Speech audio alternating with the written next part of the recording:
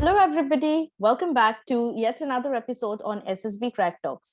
आज के हमारे इस एपिसोड में हमारे साथ जुड़ने वाले हैं एक बहुत ही पुराना छात्र जो कि एसएसबी इंटरव्यू के लाइव क्लासेस के कोर्स में आया करता था। वो नवंबर और दिसंबर 2022 के बैच के थे। जी हाँ, he is none other than mister Ankit Abhinav, जिनको हाल फिलहाल में ही एनडीए एंट्री के तहत पे रिकमेंडेशन प्राप्त हुई from SSB Allahabad.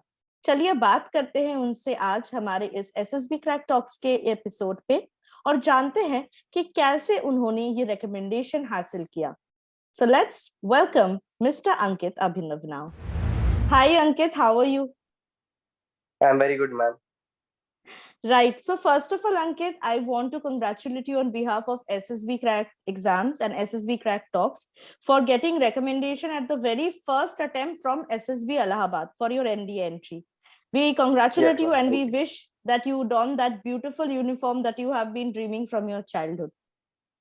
Ankit, Thank you, ma'am. आप हमारे एसएसबी इंटरव्यू के जो लाइव कोर्स थे उनका एक हिस्सा था, तो बहुत बार we have interacted in the class. ठीक है, कभी हमने डांटा है आपको, कभी आपने बहुत अच्छे से परफॉर्म किया है, तो फीडबैक भी आपको काफी अच्छे से हम लोगों ने प्रोवाइड किया था।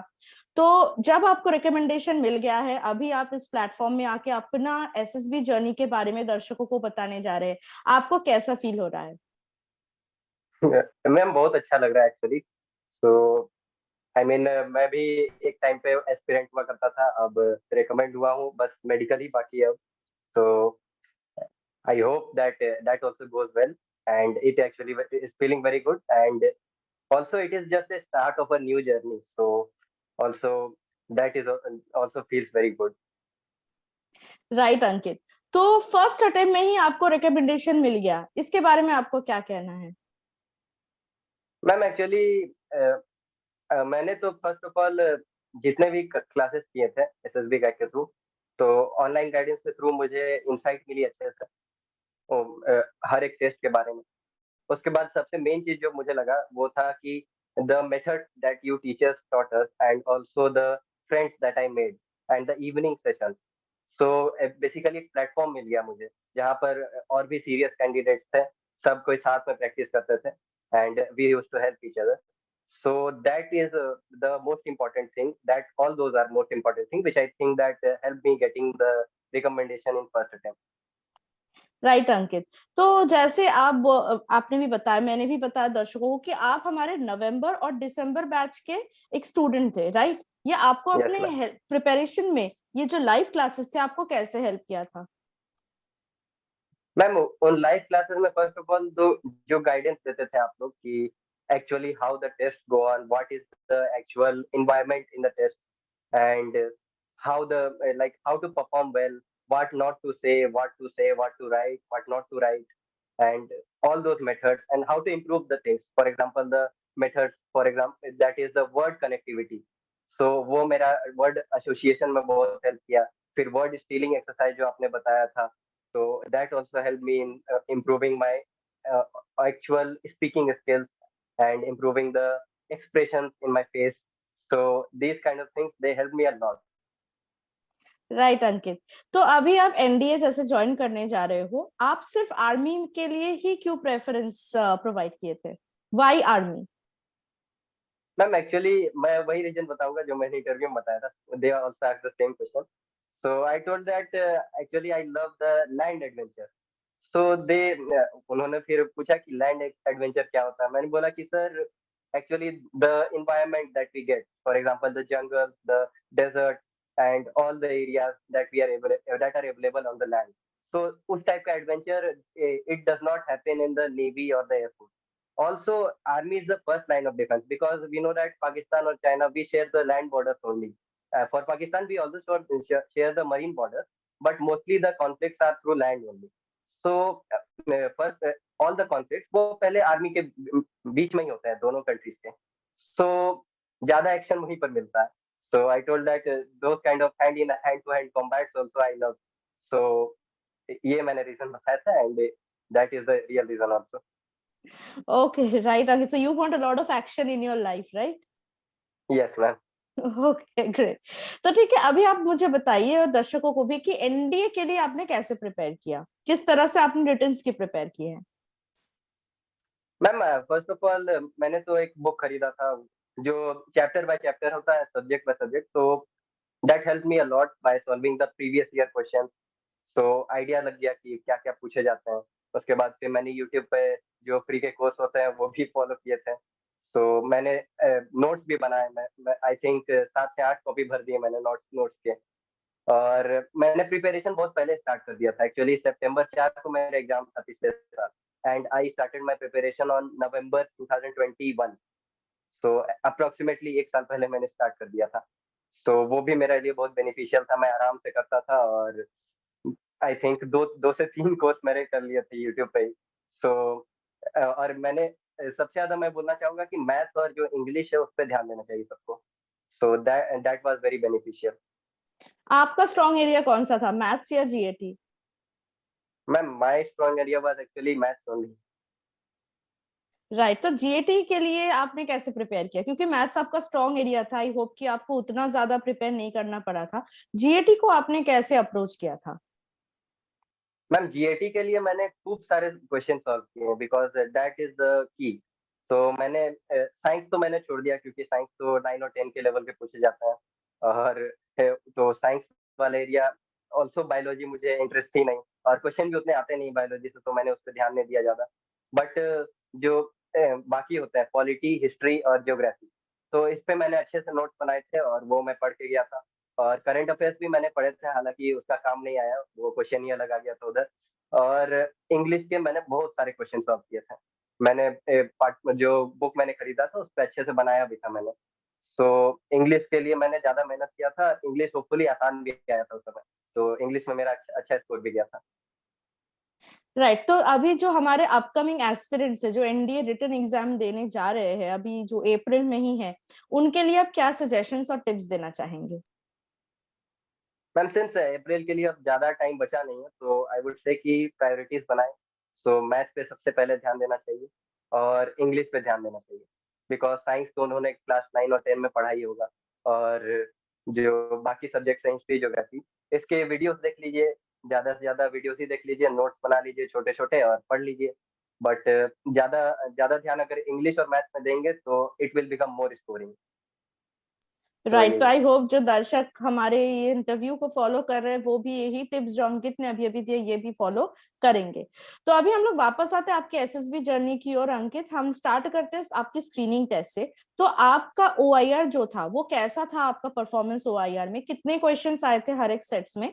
और जो लोग ओआईआर के लिए प्रैक्टिस कर रहे हैं, प्रिपेयर कर रहे हैं, उनको आप क्या सजेशंस देना चाहोगे? कौन से टॉपिक्स पे ज्यादा फोकस करना है ओआईआर में? Yes ma'am. Ma'am starting from the OIR, तो पहला हमारे 2 सेट्स हैं। पहले वाले में नंबर बेस्ड और लेटर बेस्ड क्वेश्चन थे, मतलब एबीसीडी 1 2 3 4 ऐसे करके क्वेश्चन खूब सारे थे। और टोटल 75 क्वेश्चंस थे और हमें दिया गया था 43 मिनट्स। और दूसरे वाले सेट में 60 क्वेश्चंस थे और 38 मिनट्स हमें दिया गया था सॉल्व करने के लिए। सो आई वुड से कि दूसरा वाला तो मैंने ऑलमोस्ट पूरा अटेम्प्ट कर लिया था, लगभग आई थिंक 55 क्वेश्चंस अटेम्प्ट कर लिया था मैंने। लेकिन पहला वाला मेरा उतना अच्छा गया नहीं। तो एक्चुअली सरप्राइजिंग क्वेश्चन पेपर था क्योंकि मैंने सोचा कि ज़्यादा से ज़्यादा 2.5 से क्वेश्चन आएँगे और व उस टाइप के क्वेश्चन आएँगे नहीं, पर सरप्राइजिंग था, ऊपर से 75 क्वेश्चन भी उन्होंने दे दिए। तो इस पे उस पे मैंने 60 क्वेश्चन ही अटेम्प्ट कर पाया मैं 75 में से। बट देखा जाए तो मेरे साथ सबका ही खराब गया था पहला वाला। तो आई थिंक वो बड़ा नेगेटिव पॉइंट बना नहीं मेरे लिए। और आई वुड से कि मॉक पेपर खूब सारे सॉल्व कीजिए ओआईआर के लिए। और एक पीडीएफ भी आया है शायद एसएसबी क्रैक का, 20 सेट्स हैं मॉक पेपर के, तो वो उसका लेवल भी अच्छा है। अगर वो आप अच्छे से बना देते हैं तो उसमें हर टाइप के क्वेश्चन भी मिल जाते हैं आपको। तो वो बना सकते हैं। और टॉपिक्स जिस पे मैं फोकस करने बोलूँगा तो एक है डाइस के से रिलेटेड जितने भी रहते हैं, उसके बाद नंबर रिलेटेड जितने रहते हैं, उसके बाद फिर जितने भी लेटर रिलेटेड रहते हैं कि इस लेटर का कोड अगर ये है तो इस लेटर का क्या होगा। उसके बाद फिर फिगर रिलेटेड जितने भी हैं, वो जैसे कि फिगर पैटर्न्स। सो इन इन चीज़ों को अगर आप करेंगे तो they it will increase the chances. Okay, अब आते हैं पीपीडीटी पे, जिसके लिए ज्यादातर एस्पिरेंट्स जो बहुत डर के रहते हैं। पीपीडीटी आपका कैसा गया था? किस तरह का पिक्चर दिखाया गया था? क्या स्टोरी आप लिखे थे? और जब ग्रुप डिस्कशन हो रहा था तो आपका कैसा परफॉर्मेंस था उसमें, along with narration? Yes sir. तो मैम पीपीडीटी के लिए तो मैंने प्रैक्टिस बहुत किया था। हालांकि मेरे लिए इवनिंग सेशन में उतना अच्छा फीडबैक मुझे मिलता नहीं था, स्टोरीज में कुछ खास बन नहीं पाते थे। तो लेकिन बात था कि in the evening session all were like graduate and higher level then me. तो वहां पर तो सब इंडिया एंट्री के थे, क्लास 12 एंड 12 पास आउट। तो सबकी स्टोरी मेरे लेवल की ही बनी थी। तो पिक्चर था कि एक हेलीकॉप्टर है चिनूक टाइप का, तो उससे रस्सी से लोग उतर रहे हैं नीचे। तो प्रेफरेबली वो जवान ही होंगे क्योंकि रस्सी से उतर रहे हैं, तो we assume them to be soldiers and they were air dropping on the roof of a building. And so I perceived it as a building. So basically, some perceived it as a warship. तो उन्होंने बना दिया कि navy का एक drill operation चल रहा है, और मैंने बना दिया कि आर्मी का ही चल रहा है, एंटी टेररिज्म ड्रिल। तो मैंने मतलब ज्यादा नेगेटिव ना हो जाए इसलिए मैंने ड्रिल किया, ताकि ऑपरेशन की जगह ड्रिल बना दिया। और मैक्सिमम लोगों ने परसीव किया उसे एक रेस्क्यू ऑपरेशन की तरह। किसी ने बोल दिया कि जोशीमठ है, जमीन धस रहा है, तो उसको बचाने के लिए वहां पर गए हैं। किन्होंने बोल दिया कि फ्लड आ गया एरिया में, तो रिलीफ ऑपरेशन चल रहा है। सो बेसिकली मैक्सिमम लोगों का, मतलब मेरे ग्रुप में जो 16 लोग हैं उनमें 5-6 लोगों के रेस्क्यू ऑपरेशन पे ही चले थे। तो मैंने फर्स्ट ऑफ ऑल उसमें मैंने लिखा कैसे था, तो मैंने ऐसे नॉर्मली हमें बोला गया था कि 100 वर्ड पे लिखना है, बट आई थिंक मैं 80 वर्ड ही लिख पाया 4 मिनट में। तो सबका यही हाल था। बाकी जिन्होंने प्रैक्टिस करके ज्यादा प्रैक्टिस किया था उन्होंने तो बहुत ज्यादा लिख ही दिया। बट उसके बाद उन्होंने ये भी बोला कि मेन कैरेक्टर्स को सर्कल कर दीजिए, तो we did it accordingly. So I would say कि रिटर्न में आई जितना मैंने लिखा था वो सही लिखा था। भले ही मतलब ज्यादा मैं लिख नहीं पाया था, बट जितना लिखा था वो ठीक लिखा था। तो my story went like this कि एक आई थिंक लेफ्टिनेंट लिया था मैंने उसे। तो लेफ्टिनेंट है उन्होंने पार्टिसिपेट किया है आर्मी के एक एंटी काउंटर टेररिज्म ड्रिल में। तो बेसिकली उसमें एक बिल्डिंग में ऑब्जेक्टिव था कि बिल्डिंग में सारे टेररिस्ट को न्यूट्रलाइज करना। तो उन्होंने पहले बिल्डिंग का ब्लूप्रिंट लिया, अपना पूरा अच्छे से प्लान बनाया। उसके बाद अपने ट्रूप्स को ब्रीफ किया उसके बारे में। उसके बाद फिर they were air lifted to the top. उसके बाद उन्होंने धीरे धीरे रूफ बाय रूफ स्वीप किया, मतलब फ्लोर बाय फ्लोर। और at the end the operation was a success. तो इस टाइप से मेरा स्टोरी गया। और टॉकिंग अबाउट नरेशन, तो नरेशन के टाइम पे लाइक हमें बैठा के रखा था 2 मिनट के लिए वहां पर। 2 मिनट भी नहीं, 3-4 मिनट के लिए बैठा के रखा था। तो वो जो होता है हीट प्रेशर बिल्डअप हो रहा था सबके ऊपर। तो बीच में मैंने बोल दिया कि जेंटलमैन प्लीज प्रेशर कम किया जाए। तो थोड़ा सा वो प्रेशर कम हुआ उससे। उसके बाद फिर वो 4 ऑफिसर्स आए, असेसर्स, और दे एंटर्ड। उसके बाद वी स्टार्टेड द नरेशन। तो पहले वाले बंदे का तो नरेशन बहुत अच्छा गया था।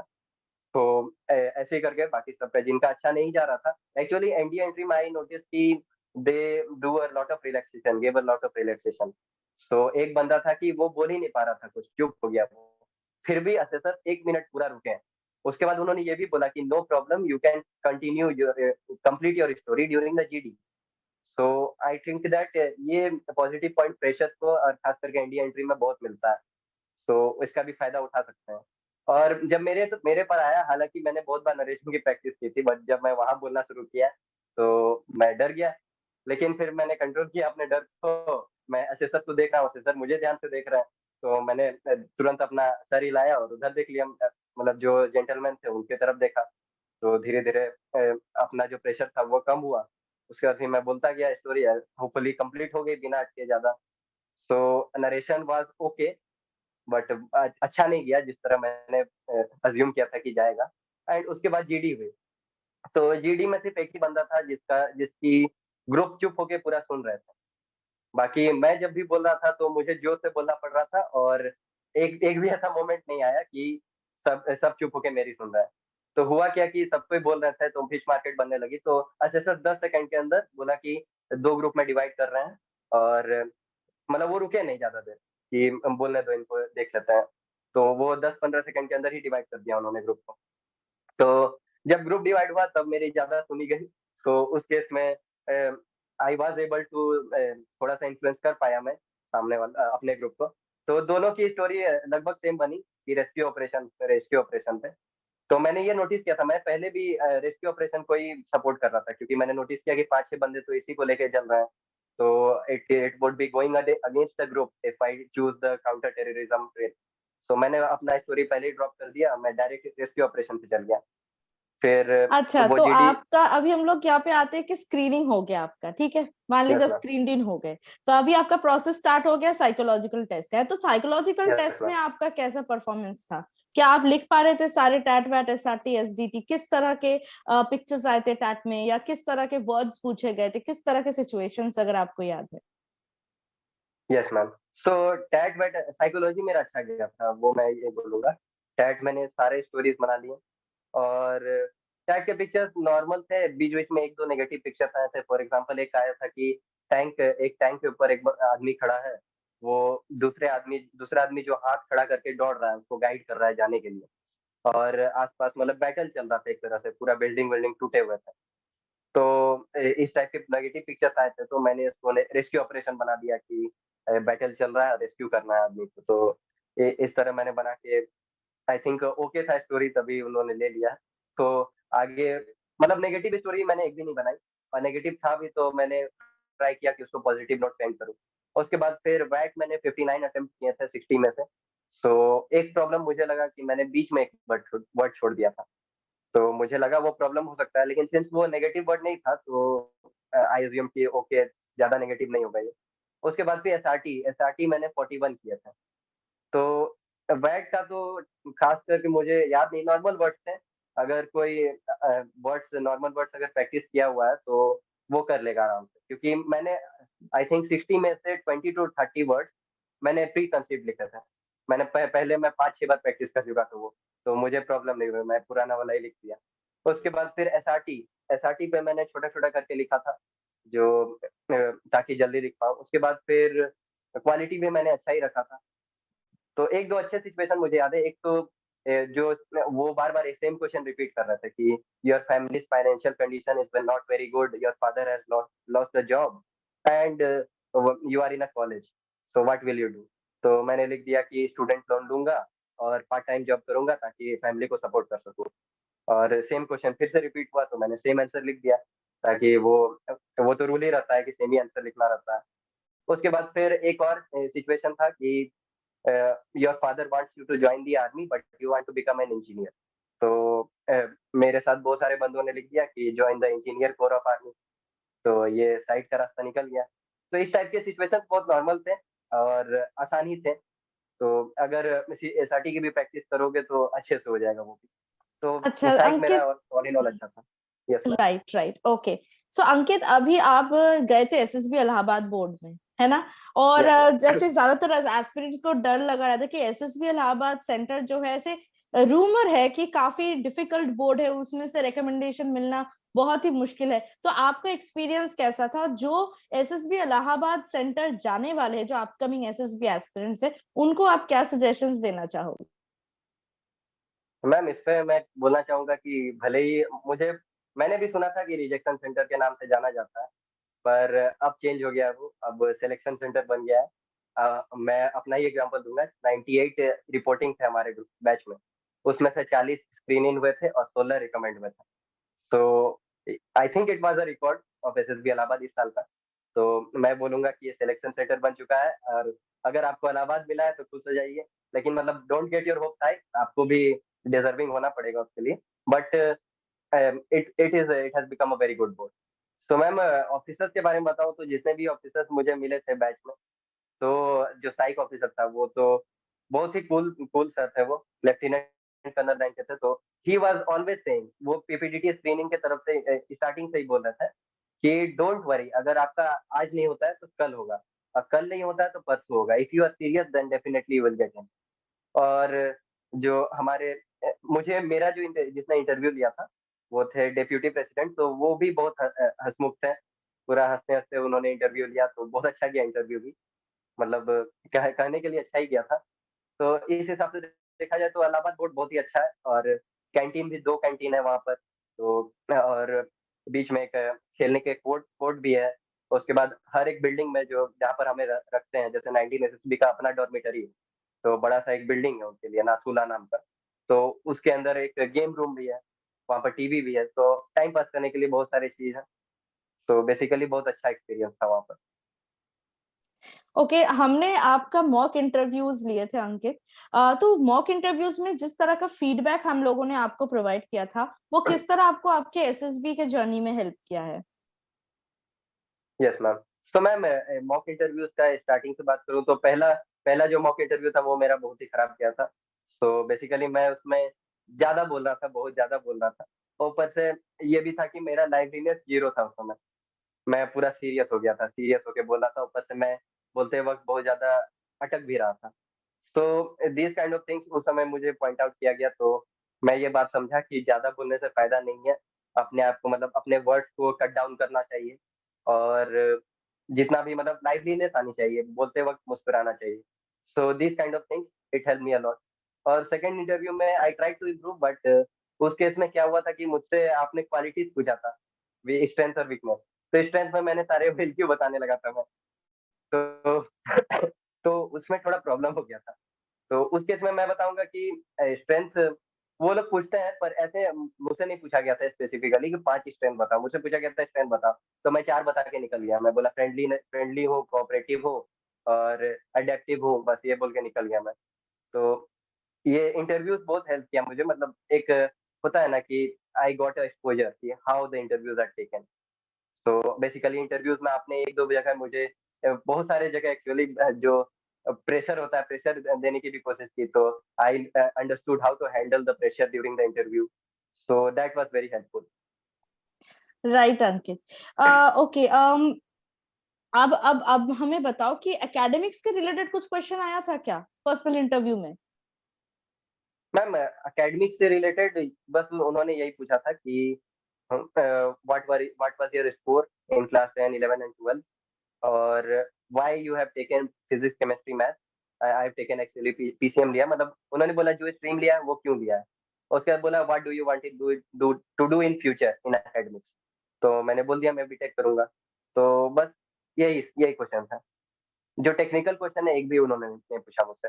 हालांकि मेरे जो दूसरे बैचमेट्स थे उनका एक एडिशनल आईओ ने लिया था इंटरव्यू।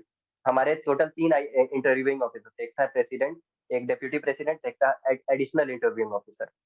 तो एडिशनल आईओ ने जिनका जिनका इंटरव्यू लिया उन्होंने बताया कि बहुत सारे वो टेक्निकल क्वेश्चन पूछ रहे थे। वो पूछ रहे थे कि जो इलेक्ट्रिसिटी का ग्राफ कैसा होता है। एक के सामने तो ग्राफ पेपर रखा हुआ था, वो घुसा, देखा कि सामने टेबल में ग्राफ पेपर रखा हुआ, बोला ग्राफ बना के दिखाओ।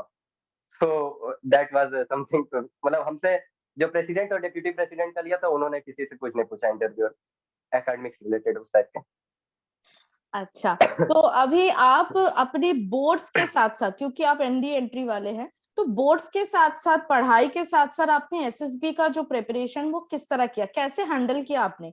क्या आपने कोई टाइम टेबल बनाया था जिसको आप फॉलो कर रहे थे? मैम उसके लिए मैंने तो जैसे कि मैंने ऑनलाइन लिया था तो मुझे ज़्यादा प्रॉब्लम नहीं हुई। लाइक अगर ऑफलाइन लेता तो मेरा पूरा 20 का 20 दिन इसी तरह जाता कि सिर्फ एसएसबी का ही चल रहा है। तो ऑनलाइन लेने में हुआ क्या कि मैं रेगुलरली नाइट सेशन करता था, क्योंकि जो हमारे गाइडेंस प्रोग्राम थे वो तो मैंने कर लिया था। तो उसके बाद मुझे मुझे सिर्फ अटेंड करना था नाइट सेशन। तो उसके लिए मैंने टाइम निकाला, बाकी टाइम जो बचता था उसमें जनरली मैं पीपीटीटी की प्रैक्टिस कर लेता था, लेक्चरेट की, और जो और भी उसके बाद टाइम बच ही जाता था क्योंकि हमारे स्कूल भी अभी फिलहाल बंद ही है, क्योंकि अब तो फुल बोर्ड एग्जाम्स भी स्टार्ट होने वाले हैं। तो उस कारण से मैं आराम से मतलब चल जाता था मेरा बोर्ड एग्जाम्स का प्रिपरेशन भी। और अभी भी 20 दिन बाकी है, तो जनरली अब हाई लेवल पे अभी प्रिपरेशन स्टार्ट होगी मेरी। अच्छा, ओके। तो अभी आप बोल रहे थे इवनिंग सेशन में आपको काफी हेल्प मिला, तो जितना हमें याद है कि इवनिंग सेशन में आप ही थे जो कमांड ज्यादा लेते थे और आप ही कंडक्ट करवाते थे इवनिंग सेशंस हमारे एसएसबी इंटरव्यू लाइव कोर्स का। तो वो आपको आपके एसएसबी में एज अ होल आपके पर्सनालिटी इंप्रूवमेंट में कैसे हेल्प किया था? Ma'am like first of all उसपे मैंने ऑर्गेनाइजर टाइप का जो एक क्वालिटी होता है वो डेवलप हुआ मुझ में। हालाँकि मैंने लिखा भी था वहाँ पर कि पोजीशंस हेल्ड बाय यू, तो मैंने लिखा organiser of Holika cremation, organiser of picnic. तो मतलब ऑर्गेनाइजर टाइप का एक क्वालिटी होता है, वो अंदर थोड़ा निखर के आया। ऊपर से जो लीडरशिप क्वालिटी होता है, यानी कि इनिशिएशन वाला क्वालिटी, कि no one is sending the link of the meeting, so why not should I send it? तो दिस टाइप ऑफ क्वालिटीज तो ऑर्गेनाइज करने से ये बहुत ही फायदेमंद था। Yes ma'am. राइट अंकित, तो अभी हम लोग एसएसबी के मतलब वापस आते हैं एसएसबी में। अब हम लोग बात करेंगे ग्रुप टास्क का, क्योंकि आप बेसिकली हमारे ऑनलाइन कोर्सेस अटेंड किए थे। कि ग्रुप टास्क में आपको कुछ प्रॉब्लम्स फेस करने को मिला था, या फिर अगर कोई भी टास्क आपको मिल रहा था तो आप उसको हैंडल कैसे कर लेते थे? तो मैम ग्रुप टास्क में जो जीपीई और जीडी था, तो उसका तो कोई प्रॉब्लम हुआ नहीं, क्योंकि मतलब ज़्यादा प्रॉब्लम नहीं हुआ, क्योंकि उसमें ऑनलाइन हो जाता था दोनों, जीपीई और जीडी। बट जो ग्रुप टास्क एक्चुअल एक्चुअल में थे, जो कि पीजीटी, एचजीटी और कमांड टास्क ये सब, तो इनके लिए मैंने खूब सारे वीडियोस देखे थे यूट्यूब पे और एसएसबी क्रैक पे। तो इन पे मुझे एक तरह से वो आइडिया लग गया था कि इस टाइप का स्ट्रक्चर होगा तो कैसे पार करना है, how to use the various helping materials, what are the rules, and also pressure को कैसे काउंटर किया जाए। तो इस टाइप से बहुत हेल्प मिला था। ऊपर से हमारा जो ग्रुप था वो भी बहुत अच्छा था, तो एक्चुअली ग्रुप टास्क में उतना टेंशन हुआ नहीं हमें, तो सबको चांस मिल रहा था, तो हो गया, वो निकल गया अच्छे से।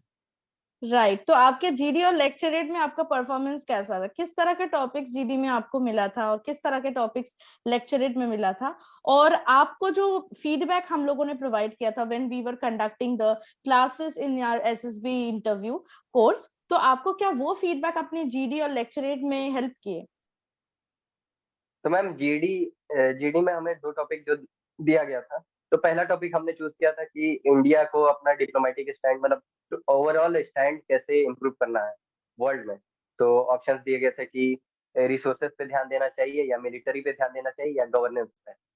तो पहला टॉपिक में तो खूब सारे पॉइंट ऐड किए गए, तो हो गया, वो भी अच्छे से निकल गया। हालाँकि वो पहला जीडी मैं बोलूँगा कि उतना भी अच्छा नहीं गया, क्योंकि सब बोल रहे थे। ऊपर से एक भी ऐसा टाइम नहीं आया कि सिर्फ मैं ही बोल रहा हूँ और सब सुन रहे हैं। हर बार मैं और मेरे साथ एक बंदा बोल ही रहा है, तो ऐसा चल रहा था। लेकिन मैंने जो जीडी में एक पॉइंट मैंने, मुझे लगता है जो असेसर को अच्छी लगी होगी, कि मैं दूसरों का अलाउ कर रहा था स्पीक करने के लिए। हो क्या रहा था कि 3-4 चेस नंबर थे, वो नहीं बोल पा रहे थे। वो स्टार्ट कर रहे थे बोलना, पर बाकी सब उसे ओवर पार कर देते।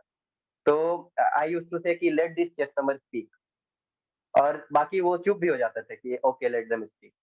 तो इस केस में आई थिंक ये मैंने दोनों जीडी में मिला के कम से कम नहीं तो 7 से 8 बार किया होगा, और हर बार ये सक्सेसफुल अटेम्प्ट था कि लेट देम स्पीक, तो उनको स्पीक करने को दिया भी गया। तो हमारा जो ग्रुप था वो काफ़ी मैच्योर भी था रिलेटिवली, तो उन्होंने अलाउ भी किया सबको स्पीक करने के लिए। हालाँकि मुझे कभी मौका नहीं मिला, तो मेरे मेरे मेरे लिए वो केस नहीं बना कभी। तो ये था, तो जीडी में मतलब पॉइंट्स तो खूब सारे ऐड किए मैंने। हालाँकि मैंने जैसे बोला, मैं एक बार भी ऐसा नहीं हुआ कि मैं ही बोल रहा हूँ और सब सुन रहे हैं। तो ये था। उसके बाद हैंड जेस्चर मैंने बहुत सारे किए थे जीडी में, तो आई वुड से कि अवॉइड किया जाए। दो बाकी सब अगर जो सुन रहे हैं तो उनको अवॉइड करना चाहिए हैंड जेस्चर। बट मैंने भी यूज़ करने लगा, क्योंकि मेरा जो होल ग्रुप था वो सारे सब कोई हैंड जेस्चर्स पूरे यूज़ कर रहा था। तो मैंने भी अपने आप को होल्ड बैक नहीं किया, मैंने सोचा चलिए यूज़ कर ही लेते हैं। तो it would be a negative point, तो नहीं करना चाहिए ऐसा। उसके बाद फिर talking about the group planning, आपने ग्रुप प्लानिंग के बारे में पूछा ना? लेक्चरेट, या अच्छा, लेक्चरेट, सॉरी। हाँ, लेक्चरेट के बारे में बोला जाए तो टॉपिक्स पर इजी। तो पहला टॉपिक था 5G टेक्नोलॉजी, तो ये था I think high level topic. तो 5G टेक्नोलॉजी के बारे में इजी था, but at the time I thought that इस पे मैं ज़्यादा पॉइंट शायद नहीं कर पाऊँगा, तो मैंने उसे छोड़ दिया। फिर था एनर्जी क्राइसिस, मैंने उसे भी छोड़ दिया। फिर ओल्ड इज़ गोल्ड था इजी लेवल वाला, तो उसपे उसे भी मैंने, तो मुझे बेस्ट टॉपिक लगा था कोविड-19। तो लेक्चरेट वेंट वेल, बिकॉज़ मैं उसको प्रैक्टिस भी किया करता था कैमरे के आगे, तो लेक्चरेट वेंट वेल। राइट। तो अभी आपका जो ग्रुप था, जैसे आपने बताया, ग्रुप आपको कैसा था? आपका जो ग्रुप मिला था, हाउ वाज द ग्रुप? और क्या आपको लगता है कि the group plays an important role in your recommendation? Ma'am group बहुत ही इम्पोर्टेंट रोल, लाइक सब बोलते हैं, और it is a real case, because हमारा ग्रुप रिलेटिवली 4 ग्रुप बने थे 10-10 के, तो हमारा ग्रुप सबसे ज़्यादा कोऑपरेटिव था रिलेटिवली दूसरों में से।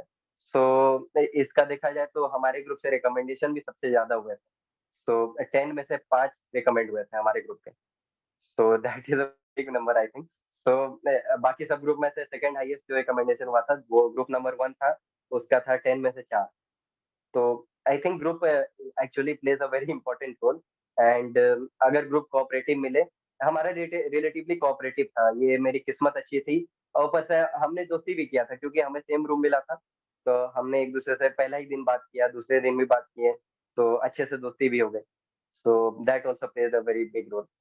एसएसबी में आपने अपना फ्री टाइम कैसे स्पेंड करते थे? क्या आप अपने ग्रुप के साथ ही ज्यादातर टाइम स्पेंड करते थे या खुद भी अकेले कर लेते थे? मैम एक्चुअली अकेले के लिए टाइम तो ज़्यादा रहता नहीं था क्योंकि अकेले में हम जनरली क्या करते हैं, या तो बुक पढ़ते हैं, बुक हम कुछ लेके नहीं गए थे, सिर्फ़ एक एसएसबी के लिए बुक लेके गए थे, वो हम ज़्यादा पढ़ते नहीं थे, तो सबका यही हाल था। उसके बाद फिर बात किया जाए तो मोबाइल हमारे पास थी नहीं, तो अकेले में टाइम स्पेंड कर नहीं सकते थे। ऊपर से 20 जब बंदे रूम में हैं, तो अकेले टाइम स्पेंड क्यों करना है? तो जब 20 बंदे हैं तो सबसे बात करते थे। जनरली मैं 2 ग्रुप हमारे रूम में थे, एक तो मेरा ग्रुप था और एक था group number 3 that is 21 to 30। तो ये 2 ग्रुप थे, तो दोनों से मेरा बहुत अच्छा इंटरैक्शन था। हम लोग नाच-गाना भी करते थे रात को। और उसके बाद फिर कैंटीन भी रैंडमली जाया करते थे। जैसे मैंने बताया वहाँ गेम रूम भी था, तो वहाँ हम गेम्स भी खेला करते थे, टीवी भी देखा करते थे। तो फ्री टाइम आराम से पास हो जाता था मज़े में। ओके, अब आते हैं आपके बिल्कुल डे में जब आपका रिजल्ट अनाउंस हुआ, तो कॉन्फिडेंस आपका कैसा था? वहाँ पर मुझे डर लग रहा था कि एक्चुअली कॉन्फ्रेंस में गुड मॉर्निंग किसे बोलना है। तो हमारे जो सीएचएम साहब थे उन्होंने बताया कि गुड मॉर्निंग हवा में बोल देना, सबको मिल जाता है। तो फिर भी मैंने बीच वाले को बोला, उसके बाद मैं बैठा, उन्होंने क्वेश्चन पूछा कि पहला क्वेश्चन था कि I think how was your नहीं, how would you rate your performance in all the things? So मैंने उसमें सही-सही बता दिया कि सही अच्छा गया। और इंटरव्यू में सिंस मुझे बीच-बीच में कॉन्ट्राडिक्ट कर दिया था मैंने खुद को, तो वो इंटरव्यू मैंने बोल दिया कि एवरेज गया। और ग्रुप टास्क सिंस मैं ऑफलाइन नहीं ले पाया था, तो वहाँ पर मुझे फिर भी शक था अपने पे कि मैं शायद नहीं कर पाया हूँ अच्छे से। तो मैंने ग्रुप टास्क में भी बोल दिया कि sir it was also average only. तो उसके बाद उन्होंने पूछा कि हाउ वाज़ योर स्टे? तो मैंने बोला बहुत अच्छा था सर। उसके बाद उन्होंने पूछा कि हाउ वाज़ एनी सजेशन? तो मैंने बोला नो सर। उसके बाद फिर उन्होंने बोला कि describe your stay in SSB for the 5 days in 3 sentences. तो मैंने पहला बोला कि सर वेरी गुड एनवायरनमेंट है, क्लीन क्लीन प्लेस है, learn the importance of friendship and cooperation. तो बस इतना बोला, उसके बाद हम मेरी कॉन्फ्रेंस खत्म हो गई। ओके, तो जब आपका नाम उन लोगों ने अनाउंस किया, चेस नंबर अनाउंस किया कि हाँ, ये रिकमेंडेड है, तो आपको कैसा फील हो रहा था? ओके मैम, तो मैम सच बताऊँ तो मैं मेरा दिल तो कह रहा था कि मैं रिकमेंड हूँगा, पर मैं दिमाग से मेंटली प्रिपेयर कर रहा था अपने आप को कि कॉन्फ्रेंस आउट हो जाऊँ तो ज़्यादा बुरा ना लगे। तो एक्चुअली हुआ क्या कि जब उन्होंने चेस नंबर बोलना शुरू किया, तो ऐसे बोलना शुरू किया कि मुझे शक हुआ कि ये क्या हो रहा है। तो उन्होंने बोला 2, 5, 7, 9। मैं बोला ये ऑड इवन चल रहा है क्या? सब कोई को सारे ऑड चेस नंबर को ले रहे हैं क्या? तो मुझे लगा कि इस केस में तो हो जाना चाहिए मुझे। तो मैं इंतज़ार कर रहा था। उसके बाद मेरे ग्रुप में हुआ 31, 32, 34, उसके 36, फिर 40। तो मैं फिर हैरान था और सरप्राइज़ भी था और हैप्पी भी था। उसके बाद थोड़ी देर बाद खुशी धीरे-धीरे बढ़ी। पहले तो होता है कि सदमा टाइप का लगता है, ये वॉव! तो उसके बाद फिर धीरे-धीरे समझ में आता है कि क्या हमने अचीव किया। फिर अच्छा लगता है बहुत। उसके बाद फिर डॉक्यूमेंटेशन चली, उससे सारा खुशी कम हो गया। ऐसा क्यों? डॉक्यूमेंटेशन में ऐसा क्या हुआ? मैम उन्होंने मोबाइल छूने ही नहीं दिया हमें, वो डाँट रहे थे, पहले लिखो डॉक्यूमेंट का। 8-9 पेज दे दिया उन्होंने, भरो पहले। तो ये 2 घंटे हम पेपर ही भर रहे हैं। उसके बाद हमने थोड़ा कॉल करके बताया सबको, फिर 5:30 बजे गए, उन्होंने फिर 8 फॉर्म दे दिए। तो हालाँकि मैंने तो अपना मेडिकल एक्सटेंड करा दिया, तो मुझे अभी भरना नहीं पड़ा, मुझे भरना पड़ेगा बाद में। तो खूब सारे फॉर्म भरने पड़ते हैं एक्चुअली। तो अच्छा, वही जब होता है। आपने ये खुशी की खबर जो है, गुड न्यूज़ अपने मॉम, डैड और अपने फ्रेंड्स को बताया, उनका रिएक्शन क्या था ये बात सुनने के बाद? क्या आप रिकमेंडेशन मिल गए आपको? तो फ्रेंड से तो कॉल आने लगे थे, तो उनको तो उनसे बात किया मैंने, फिर वहाँ पर घर में भी सब खुश थे। तो आई टॉक टू देम। उसके बाद फिर अम, एक्चुअली जैसे कि मैंने अपने भाई को कॉल किया कि हो गया, तो उन्होंने बोला ओके कॉन्फ्रेंस आउट हो गया ना, मैं आ रहा हूँ तुम्हें लेने। तो मैंने बोला रिकमेंड हो गया। तो उसके बाद फिर फिर हमें तुरंत डॉक्यूमेंट बनने लग गया, तो ज़्यादा हम बात नहीं कर पाए। उसके बाद फिर आराम से रात को बात किया मैंने सबसे। तो actually everyone were very happy and now we are looking forward to the next step that is the medicals. Right Ankit, तो अभी मैं पूछना चाहती हूँ, क्योंकि आप एसएसबी इंटरव्यू के जो लाइव क्लासेस थे, जो कि ऑनलाइन कोर्स है, वो ज्वाइन किए थे, तो यूजुअली लोग सोचते हैं कि ऑफलाइन कोचिंग हमेशा बेटर होता है ऑनलाइन कोचिंग से, लेकिन आपका क्या राय है? आपको क्या लगता है after attending the live classes of SSB interview course? Ma'am I would say कि it totally depends upon the candidate. अगर कैंडिडेट ऑनलाइन कोचिंग को भी ग्रैस्प कर लेता है अच्छे से और इनफ प्रैक्टिस करता है, तो definitely online coaching is better. But होता क्या है कि कभी कभी अगर आपको चांस मिल रहा है ऑफलाइन कोचिंग का, तो ले लीजिए। it would be definitely more beneficial. But since most of us ये like इंडिया एंट्री में तो यही होता है कि या तो कॉलेज के एग्जाम्स चल रहे हैं या फिर स्कूल बोर्ड चल रहा है, तो उस केस में online he I think better होता है। तो सिंस और ये भी बोलूंगा कि मुझे इस प्लेटफॉर्म के थ्रू खूब सारे फ्रेंड्स मिले जो कि सीरियस थे, लाइक आई सेड। तो इवनिंग सेशंस हुआ, उसके बाद मैं और भी सेशन किया करता था, लाइक साइक के सेशंस किया करता था, मॉक इंटरव्यू के सेशन भी फ्रेंड्स के साथ किया करता था। So all of these were very helpful. तो ऑनलाइन भी अगर if one has enough determination, तो ऑनलाइन भी प्रिपरेशन हो जाती है और अच्छी हो जाती है। अच्छा, कल अगर कोई आपको आके पूछेगा कि क्या एसएसबी क्रैक एग्जाम्स के जो एसएसबी इंटरव्यू लाइव क्लासेस चल रहे हैं, क्या वो कोर्स हम ज्वाइन कर सकते हैं, तो आप कैसे रेकमेंड करोगे हमारे कोर्स को, और क्या गुड पॉइंट्स उनको बताओगे जिससे वो जो है खुश हो जाए, कन्विंस्ड हो जाए कि ओके कोर्स ले में सब्सक्राइब कर लेते हैं, we will also get the recommendation. Ma'am मैम उसके बारे में मैं बोलूंगा कि फर्स्ट ऑफ ऑल ये जो प्रोग्राम है उसमें आपको अच्छे से इंसाइट मिल जाती है हर एक चीज, हर एक प्रोसेस की। उसके बाद फिर वो लोग अच्छे से आपको इस तरीके से समझाते हैं कि you have enough information to imagine कि आप उस प्लेस पे हो और आपके साथ क्या क्या हो रहा है।